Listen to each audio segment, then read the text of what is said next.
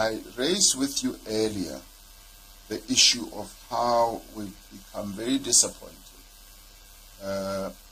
with regard to some of the actions that have been taken by the EU protectionism, or what we see as protectionism, against South African farming products, most recently against our citrus.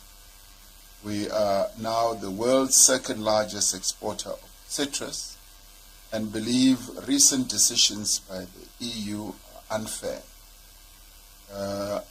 Unfair because they are taken on a unilateral basis without much discussion and negotiation with us, more particularly because we have what we call a preferential agreement with the EU, and some of the actions or decisions were taken without much discussion. I remember when President Charles Michel visited us last year, the President of the EU, I raised this with him, and as we were discussing it, there was 650 million rand worth of citrus that was stranded in the sea, largely because a decision had been taken to impose some restriction.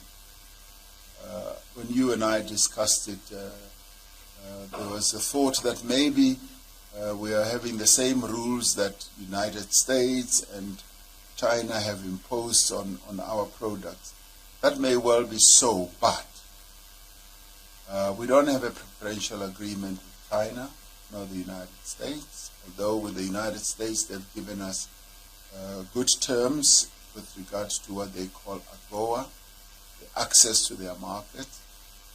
But with regard to Europe, we would have expected that there would be deep discussions and negotiations on the impact that this would have.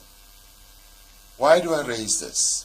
I raise this because as we foster investments between the two countries, Finland and South Africa, some of your companies may find it good to be invested in the food production sector, and they will also be caught up with this as they either get involved with that and we have to export. So it is a matter that does need some measure of attention. We obviously look forward to another sector which is going to be and is emerging as a great sector.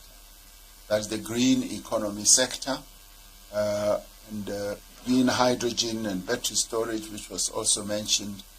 These are sectors that look very attractive on both our country's side, including with electric vehicles, which we as a leading vehicle manufacturer on the African continent, manufacturing a number of vehicles that are manufactured here by the original equipment manufacturers from Mercedes-Benz, BMW, Toyota, you name them, they are all here.